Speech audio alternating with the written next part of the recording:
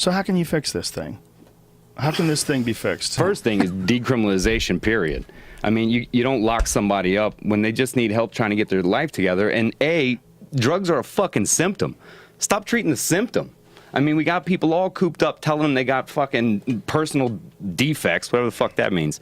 I mean, I got parents that call me that are friends of mine, and they're talking to me about putting, you know, their kids on these drugs or this drug. And he's like a 6-year-old who's just an awesome fucking kid. Yeah. He's just running around like a badass, you know, doing kid shit. Yeah, get the little boys on Ritalin. Make them 10 minutes I try to convince this person nothing's wrong with their own child. Yeah. Here you go. Oh, something's wrong. Oh, I can't look. So I'm like, oh, yeah, look, he's 5 and he's awesome. Well, when they tell you that a kid can't pay attention in school, so you got to put him on Adderall. I was talking to my friend Justin about this just yesterday. Couldn't pay attention in school, so they're putting him on Adderall. I go, dude, school is boring as fuck. Especially for a kid that... And he's a wild little kid. Wild, energetic kid. So they tell you there's something wrong with you. They put him on methamphetamine. Methamphetamine. Yeah. I mean, that's what it is, right? Yep. When you're doing these counseling programs, do they ever have people come in for weed? Yes, actually. When you say if a guy comes in and they say he's they're got sitting a in the same group. It's all group therapy, which is the shitty part because a group therapy modality to treat drug addiction is awful, but it's cheap. I mean, AA and NA, I'm not going to front, has helped millions. And I mean, I'm a fan of whatever works for you. I mean, if summer salts work for you, fucking do that if it helps you, you know? So I couldn't bash anything that helps people. Right. But I will point out some flaws in systems. I mean, the cult-like existence of it. And then you tell them to change people, places, and things, but I need you every day to meet with the same people at the same places talking about the same things. Yeah, it does sound I mean, how do you change your life if every night I got to show up and go, well, I'm really missing that fucking needle. I really... And you'll see them, they paint these stories, and then people are around them like... Yeah. Yeah. You can see He's like, oh, man, you know, when you wrap it and that whole ritual of going, and I have to stop them. I have to be like, dude, stop. 2 people leave the room. Well, you're right. They don't do that. Jenny Craig, they don't get up and go, I had this cheeseburger the other night. It was fucking tremendous. No. I always wanted to know this. What is the difference between heroin and methadone? I know methadone is really bad for you. It's the longest treatment for heroin that's been around, methadone. If I couldn't get into the molecules and the breakdown of it, that's not my specialty, but from the behavior of it, of how people use it, it's still daily. I mean, and a methadone clinic will only give you up to so much. So you go every day, get your dose, and go on about your fucking day. Wow. Then you go back, get your dose, go on about your fucking day. So why is that a substitute? It's not physically good for them. Because they control how much they give you, so you don't... That's the only difference, really. They're controlling the amount. That's right. And it's an actual taxed synthetic. It's crazy because it's actually worse for you. Yeah. And a lot of people go to the heroin because prescriptions are too expensive, right? That's what they substitute. So if they run out and their copay hasn't come up yet, or their days haven't flipped yet, or they've sold all the pills, then they just stop by and they see the same guy. It's the same dude on the corner most of the time. He's like, what, Suboxone or the heroin? It's a disease, Nick Paolo. Oh, Jesus. Yeah, I know. Don't do it, Joe. But it's kind of a disease, right? Nope. Being addicted. No. He says nope.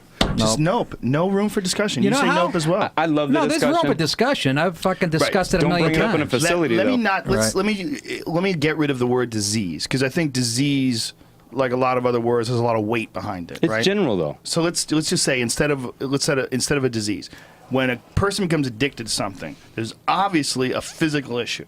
So we'll call it a disease, call it an ailment, call it a something. When someone gets addicted, call it a behavior. It's definitely a behavior that locked it in, but once you get addicted and you're just trapped in the clutches of a drug, what is that if it's not a disease? For me, it's behavioral. For me, it's all behavioral. To the idea that the using is a symptom. The drugs themselves, it's a symptom of something else. Right. I would tell you that 8 out of the 10 people that are sitting in my group therapy when I was doing it have been child abused. Have been through some serious shit. Right. And so most of it comes from that. Now the drugs they put on top of it, if you only counsel, hey, you're so focused on this drug, it becomes the drug is the problem. Right. And you ignore the shit that the person's going through, been through, the fact that, I don't know, whatever's happened to them. And so we'd rather beat them up about their inability to make a choice not to do a drug than really work out of what's the drug give you? What are you getting by using the drug? They just get pimped out by the system, essentially. Yeah, 100%, man. When you grow up with violence, I grew up with domestic violence. When you grow up with that, you're programmed to respond and react quickly. You know who told me about this? Hypervigilance. We call it hypervigilance. Yeah. Well, there's there's a lot of studies being done on kids who grew up in violent households, and when they become football players or pro football players and they're involved in domestic violence or fighters as well, they develop this hair trigger reaction to things, overreact, make like mistakes that they can't rebound from. And a lot of it is because they think of the actual programming that occurs when they're in the womb, even when their mother is experiencing violence from the father. That's right. Literally changes their genes in the womb. It does. They actually come out and fearful of the father's voice. You know, I'd grown up around that, and then I'd competed in martial arts tournaments from the time I was 15 to 21. So I was, when you met me, I was very crazy.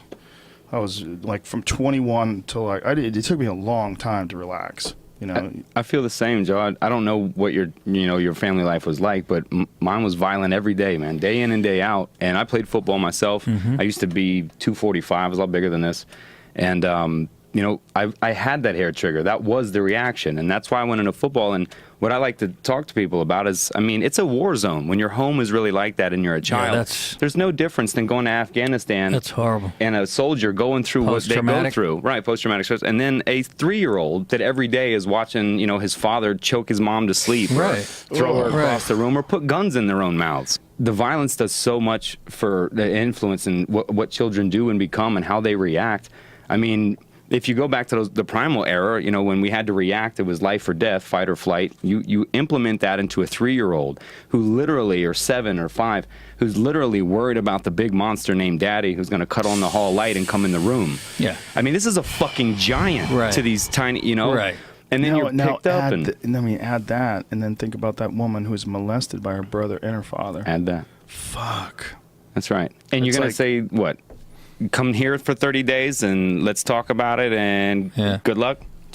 I mean, that's it. That's what we fucking offer them. Just here's more drugs. God damn it. The people that I know that have worked for, that has worked for, out of them, I know a few, but 2 of them have cycled off of it. It helped them. They fixed their life. They got their life in order. And then once their life was ordered, then they weaned themselves off of it. How you're supposed to do it. Yeah, well, they both did it that way. One of my friends from jiu-jitsu and a comedian friend of mine. Yeah, they definitely work. I wouldn't bash that at all, but as your first go-to, there's a lot of other things you can try. You know, changing your routine, trying to find different things to get involved with. There's a lot of things to do before you start going the quick magic pill fix. Yeah.